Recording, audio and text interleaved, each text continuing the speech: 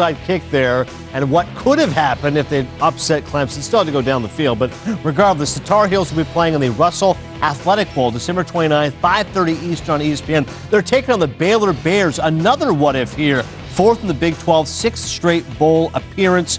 I think of these two teams, Robert. I think of Baylor and the fact that, again, a month ago, this is one of the top teams in the country, decimated by injuries, especially at the quarterback position. Unbelievable. You start the season with Seth Russell, you go to Jarrett Stidham, then you go to Chris Johnson, and then he gets hurt. And you've got Hawthorne, one of the wide receivers, playing quarterback. Really unbelievable. But what a job Larry Fedora did this season with this team. And we've talked about the defense being able to turn things around. And look, defense wasn't great this year, but it was much better than it was last year. Giving up 500 yards a game a year ago. And with Marquise Williams, for the most part this season, playing pretty solidly and not turning the ball over for most of the year, it was a lot of fun to watch this North Carolina team.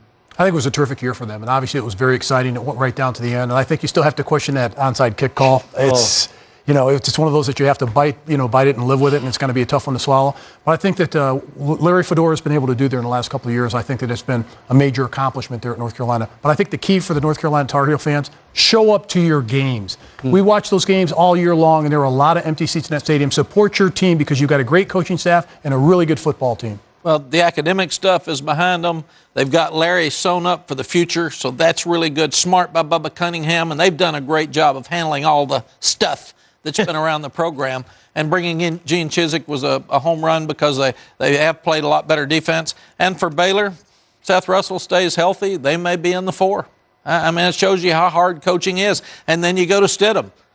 And then you go to Johnson. And then you go to who? Hey! Lynx Hawthorne, come on up. Who else is taking snaps? Coach was saying yesterday, we're watching the game, he's going, it's pretty bad when they put up a graphic. The last time you took a snap, you were in high school like 3 years ago or 4 years ago. He's a receiver. Yeah. And they're going Wildcat. I mean, and by the way, about the North Carolina situation, they need to change the rule. They need to change the rule to make that reviewable. It's a very difficult call for the officials to make. I talked to Dave Kadaya, who had been an official before, about this, because the officials got to watch the ball and see whether the ball is being kicked simultaneously. Did the guy get there first? It's a judgment call. It's really hard to make.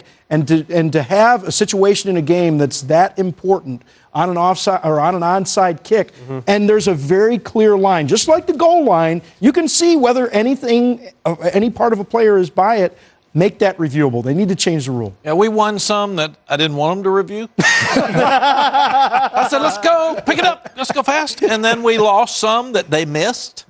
And what happens? You might as well give it up. I talked to a lot of my North Carolina friends today. It doesn't matter. The official messed it up because if it's close, don't call it in that situation. Yeah. It wasn't going to be a factor. But what the problem is, today it's over. I mean, we'll talk about it today. Right. By tomorrow, we're all going to something else. It will not be talked about again. Here it is again. Here, I mean, it's a tough pill to swallow.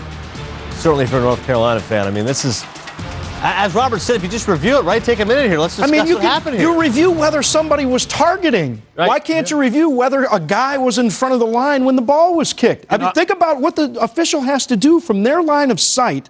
The kicker is coming in at an angle that makes it difficult to see whether he's kicked it or not, whether that foot is on the ball when a guy is coming across the line. So it's a very tough call to make. Don't just leave it on the official. Yeah, why do we have some that are reviewable and some that aren't? Right. If it makes a difference in the ball game, we want the team that played the best to win.